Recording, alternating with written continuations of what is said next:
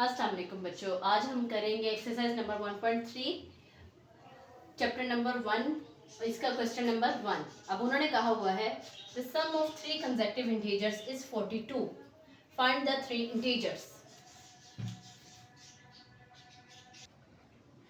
अच्छा बच्चों, अब हम इसको सॉल्व करते हैं। अब देखें कि अगर कोई एक वैल्यू 1 होगी तो दूसरी वैल्यू 2 होगी, यानी कि 1 + 1। इसी तरह से फिर तीसरी, अगर उन्होंने तीन इंटीजर्स कहा है और कंसेक्टिव कहा हुआ है तो यानी कि लाइन वाइज आ रहे हैं, तो अगर तीसरी 3 होगी तो वो क्या होगा 1 + 1 + 1, यानी कि हम कह सकते हैं x प्लस, अगर x हम 1 हमारे पास x है तो सेकंड क्या होगा x + 1 और थर्ड क्या होगा x + 2। चलो अब इसको सॉल्व करते हैं। Late three consecutive integers are x, x + 1, x + 2। अब उन्होंने क्वेश्चन में क्या कहा हुआ था, sum of three consecutive integers is 42।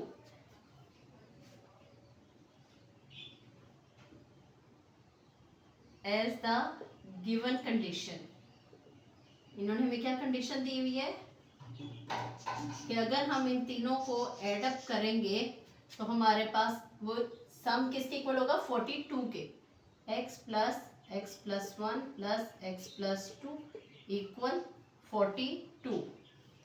अब हम सिंपल इसको सॉल्व कर लेते हैं। x x और x आपस में ऐड अप हो जाएंगे तो इनके बाहर क्या है 1 1 और 1, तो ये क्या आ जाएगा 3x, और 1 और 2 क्या आ जाएगा +3 इक्वल 42। 3 इनमें से कॉमन लेंगे तो अंदर क्या आ जाएगा x + 1 और 42। 3 इधर मल्टीप्लाई हो रहा है, उधर जाके क्या होगा 3 इधर मल्टीप्लाई हो रहा है, उधर जाके डिवाइड, तो हम इसको डिवाइड कर देते हैं। 42 डिवाइडेड बाय 3, तो हमारे पास x + 1 की वैल्यू क्या आ गई है 3 1 3 3 4 12। यहाँ पे 1 जो है ये प्लस हो रहा है, दूसरी तरफ जाके क्या हो जाएगा माइनस, तो x इक्वल 14 - 1, यानी कि हमारे पास x की वैल्यू क्या आ गई 13। Now put in the given conditions.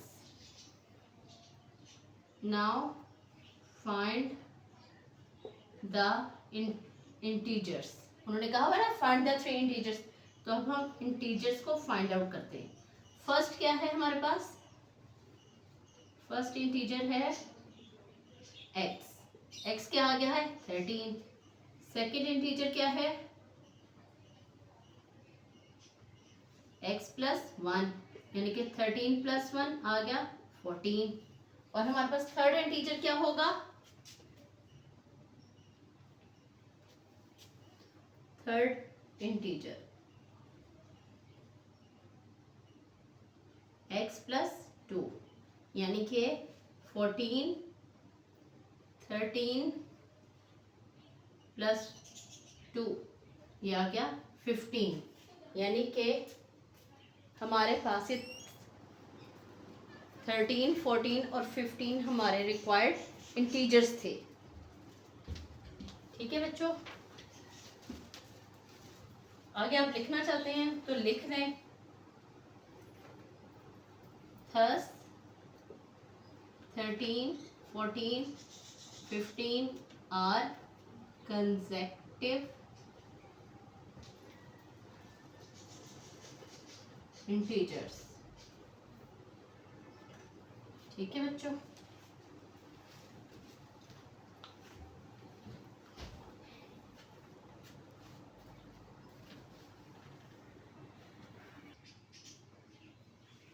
अच्छा बच्चों, अब इसमें उन्होंने कहा हुआ है डायग्राम एक हमें दी गई है जो कि राइट एंगल ट्राइंगल है। राइट एंगल ट्राइंगल का मतलब है कि वो उसका एक एंगल जो बन रहा है वो 90 डिग्री का बन रहा है, और उसकी उन्होंने कहा हुआ है लेंथ जो है AC √3 + √5 है, ये इन्होंने ये बताया हुआ है। उन्होंने कहा है area of the ABC is this, यानी कि हमें क्या क्या गिवन है, गिवन है हमें कि एंगल ट्राइंगल जो है वो राइट एंगल ट्राइंगल है, लेंथ उसकी क्या है, ए सी की लेंथ जो है वो √3 प्लस √5 है, और area of triangle A B C जो है वो आ रहा है 1 प्लस √15 सेंटीमीटर स्क्वायर, और एंगल जो है वो कौन सा है, right angle, right angle means 90 डिग्री का एंगल बन रहा है। अब हमने क्या फाइंड आउट करना है, हमने फाइंड आउट करना है इसका लेंथ निकालनी है ए और बी की, ए और बी की लेंथ फाइंड आउट करनी है। तो according to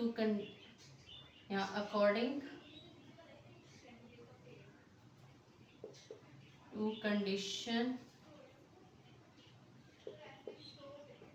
area of triangle is equal to 1/2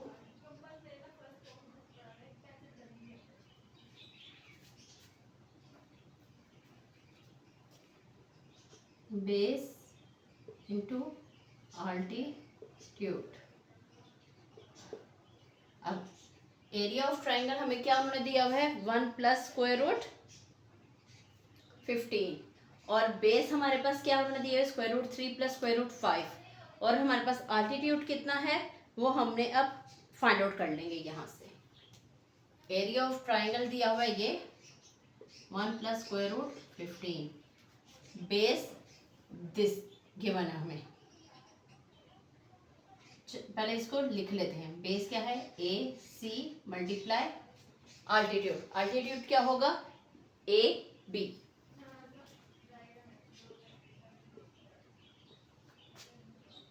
ये 2 इधर डिवाइड हो रहा है, इधर आके मल्टीप्लाई हो जाएगा, 1 प्लस √15, ए सी की वैल्यू हमारे पास क्या है, √3 प्लस √5, और ये किसके साथ मल्टीप्लाई हो रहा है, ए बी के साथ, ठीक है। अब हम इसको अंदर, ये इधर मल्टीप्लाई हो रहा है, अब ये इधर आके डिवाइड हो जाएगा, 1 प्लस √15 ओवर √3 प्लस √5, ये हमारे पास किसकी वैल्यू निकल आई है, ए बी की। अच्छा, अब हमने इसकी भी वैल्यू सही नहीं आई हमारे पास, हम इसको रैशनलाइज करके इस पार्ट नीचे वाले पार्ट से रैशनलाइज करके हम इसकी ए बी की वैल्यू फाइंड आउट करेंगे। रैशनलाइज करने का क्या तरीका है, नीचे वाली जो वैल्यू होती है उसके ऑपोजिट साइन से मल्टीप्लाई और डिवाइड कर दिया जाता है, 2 × 1 प्लस √15 एंटिटीज रहेगा, और नीचे क्या आएगा, √3 प्लस √5, मल्टीप्लाई किससे करेंगे, नीचे वाली वैल्यू के ऑपोजिट साइन से।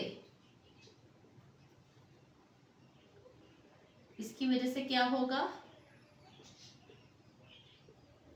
नीचे हमारे पास एक फॉर्मूला बन जाएगा,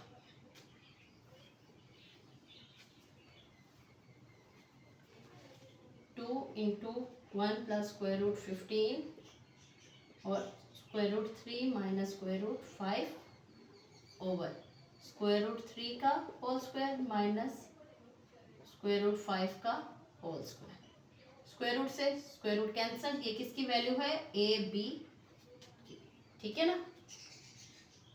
अब ऊपर वाली वैल्यूज को हम आपस में अगर मल्टीप्लाई होती हो तो मल्टीप्लाई कर देंगे, चले करके देखते हैं। 2 को एंटिटीज रहने दें, पहले हम 1 को इन दोनों से मल्टीप्लाई करेंगे तो यही रह जाएगा, 1 से यही आ जाएगा। अब हम √15 और √3, फिर माइनस √5 और √15, ये ऊपर वैल्यूज आ गई हैं, और नीचे क्या है, 3 माइनस 5, ए बी की वैल्यू निकाल रहे हैं।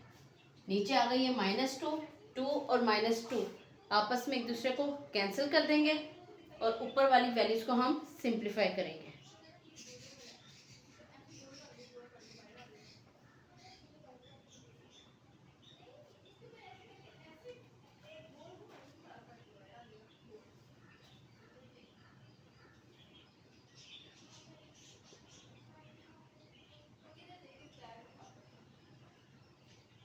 15 के फैक्टर्स बना लें।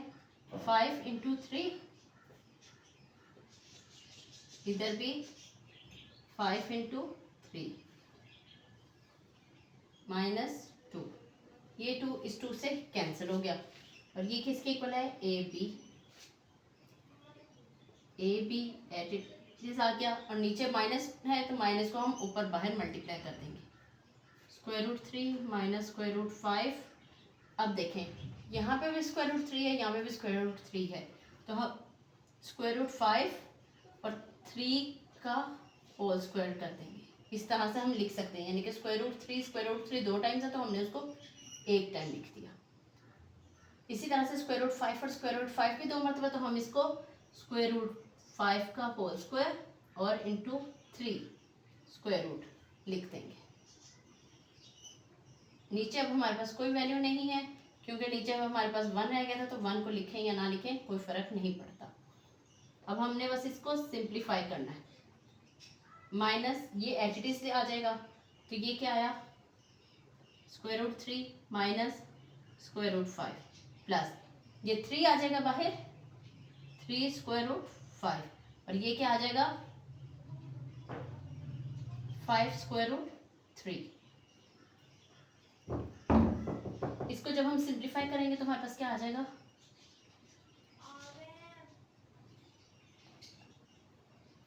फाइव में से 1 गए, 4 स्क्वायर रूट 3 साइन माइनस का और यहाँ पे प्लस 2 स्क्वायर रूट 5।